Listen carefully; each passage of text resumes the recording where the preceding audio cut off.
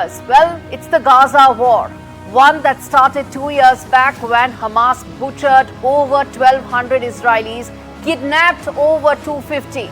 There have been efforts to end this war, multiple efforts. Trump himself is very deeply invested in finding a solution. Remember, he had suggested that he's going to solve all of this in one day. That hasn't happened. 2 years later, there are still about 25 to 30 hostages that are still alive with Hamas.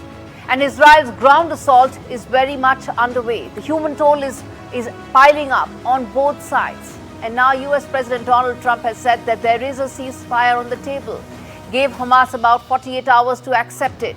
But Israeli Prime Minister Netanyahu's words and actions are telling a different story. It seems that there are two versions of the peace plan. Is that the reason why peace is still some time away? Well, the viral Hebrew clip of Netanyahu says that troops are not going to leave, suggesting that this war is far from over. What's the story all about? This report tells you in detail. במקום שהחמאס יבודד אותנו, הפכנו את היוצרות ובודדנו את החמאס.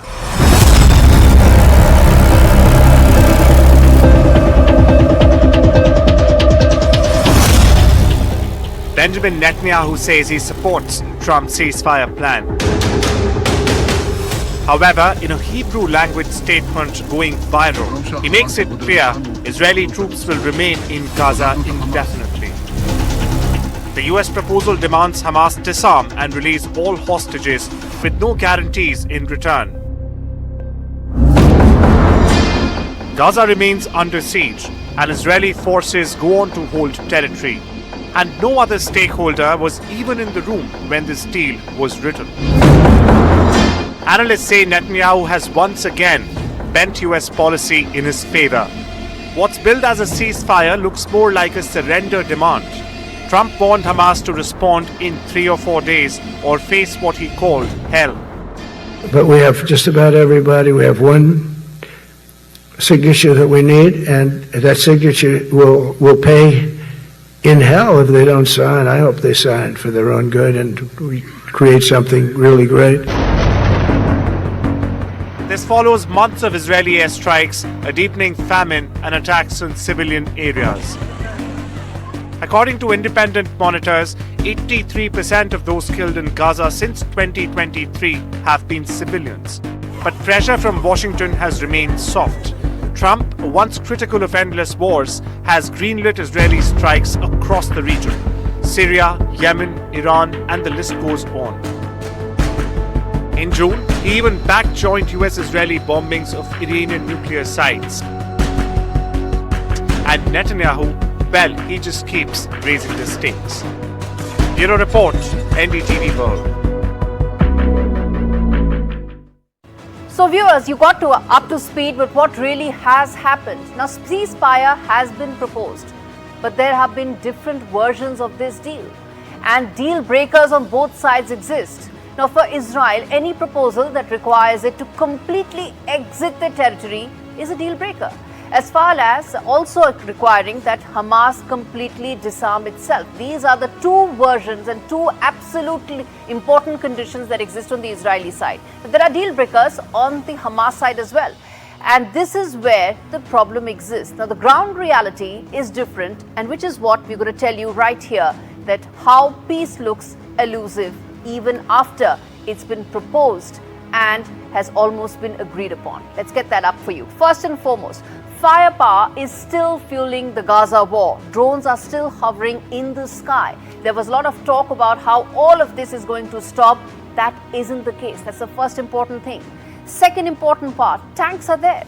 Very much. The ground assault is still underway. There has been no halt whatsoever there. So what is this peace process that we're talking about? What is this peace ceasefire formula that is being agreed upon? Because tanks are very much there. Next up, weapons are flowing uninterrupted into Israel, which means that the US-Israel weapon machinery, that supply line, is very much there. It hasn't been halted. Another important aspect of this war. So if weapons are flowing in freely, then where is that ceasefire?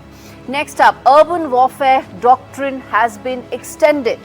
Far right wants total conquests. Next, that's the important part of it. Now, the Israeli far right has been very important in terms of all of these negotiations. And even now, Benjamin Netanyahu has been trying to placate the far right in his government to ensure that there is some consensus. And that is the reason why deal hasn't gone through, because they've been saying that there's going to be no surrender whatsoever. Israel will fight this war and win it on its own terms.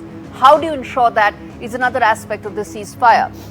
And lastly, is this a tactical pause before regrouping, or is this actually a ceasefire? Remember, it's not just on one side. This is not just about an Israeli fact. The tactical pause can also allow Hamas to regain, regroup, and re-weaponize itself as well. They've been decimated, but they still exist. The underground tunnel network hasn't completely been damaged. Will this allow a pause, a much-needed pause, for the Hamas side as well, for the terror organization to come back with renewed focus, is the other aspect. Well, viewers, if you talk about the aspect that needs greater detail, if you take off your blinkers, as of 1st of October, no official Hamas response has actually come as far as this peace formula is concerned. It was proposed with a lot of fanfare from the Trump administration. There were a lot of Muslim nations that endorsed it. It almost seemed like the best possible solution on the table. Donald Trump also squeezed in his ad-lib. He ad-libbed as well and digressed from the script when he said that there was no ocean that was part of the deal. He said the realtor in me is saying, why is it that they vacated an ocean? He's talking about the 2005 Gaza plan where Israel completely vacated. So remember, all the optics were in place. It was being hailed as a major breakthrough. It now risks collapse. Why? Well, because as I said, there are two versions of this Gaza plan that came forth. It is being alleged and it is being said that there was one version that was presented to one party, and there were 11th hour changes that were made, which were presented finally to Hamas.